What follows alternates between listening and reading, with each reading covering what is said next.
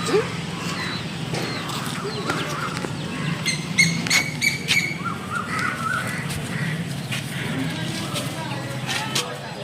Dear friends, నేను మీ నిర్మలాని మాట్లాడుతున్నాను. నేను మీకు ఇప్పుడు పిరమిడ్ గురించి చెప్తాను. పిరమిడ్ అంటే ఏమిటి? సమాధులను భద్రపరిచేవారు ఇదివరకు గ్రీకు భాషలో పిరమిడ్ని ఆర్గోలిస్ అంటారు. కానీ సమాధులను భద్రపరచడం మాత్రమే కాకుండా మనం ఇప్పుడు పిరమిడ్లో ధ్యానం చేసుకోవచ్చు. ఇదిగో ధ్యాన కేంద్రం చూడండి, పిరమిడ్. ఈ ధ్యాన కేంద్రాన్ని మా బావగారైన వై భరతభూషణ్ గారు 2010లో స్థాపించారు. ఈ ధ్యాన కేంద్రం పేరు ప్రియదర్శిని ధ్యాన కేంద్రం. ధ్యాన కేంద్రాన్ని చూద్దాం రండి.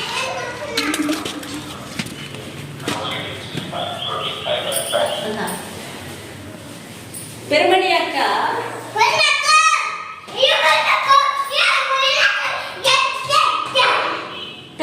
బయట తలములు త్రిభుజాకారంలో ఉంటాయి. పైన కోన్ వలె ఉంటుంది. లోపల భూమి షడ్భుజాకారంలో కానీ, త్రిభుజాకారంలో కానీ, చతుర్భుజాకారంలో కానీ ఉంటుంది. చూడండి, మా బావగారు స్థాపించారు. ధ్యానం చేస్తున్నారు. పిరమిడ్లో కూర్చొని ధ్యానం చేయటం వల్ల మనకి ఏమొస్తుంది? ఈ పిరమిడ్ యొక్క పైన క్రిస్టల్ ఉంటుంది. పిరమిడ్ యొక్క పైన క్రిస్టల్ ఉంటుంది. ఆ క్రిస్టల్ సూర్యుని యొక్క శక్తిని లాగి ఈ గదిలో బంధించి ఉంచుతుంది.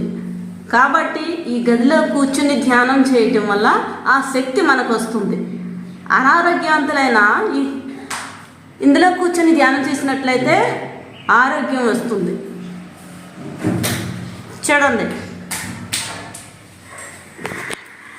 ఈ పైన నిచ్చినెక్కి పైన కూడా కూర్చొని ధ్యానం చేయవచ్చు. కింగ్ ఛాంబర్ అంటారు దీనిని.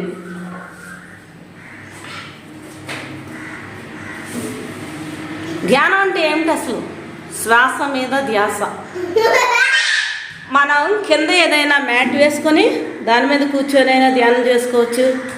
లేదా కింద కూర్చోలేని వాళ్ళు చైర్లో కూర్చొనైనా ధ్యానం చేసుకోవచ్చు. కింగ్ ఛాంబర్లో కూర్చొని ధ్యానం చేస్తే ఇంకా ఎక్కువ శక్తి త్వరగా వస్తుంది.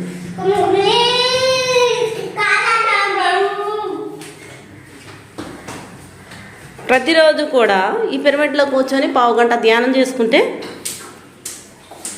మనకు ఆరోగ్యం బాగుంటుంది. బీపీ, షుగర్ కూడా కంట్రోల్లో ఉంటాయి. మనసు ప్రశాంతంగా ఉంటుంది.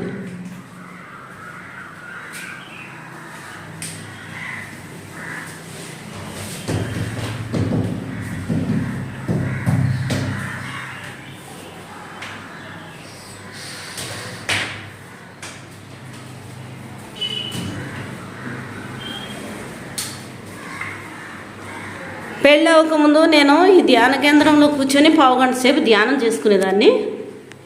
తర్వాత నేను జపమాల చెప్పుకునేదాన్ని.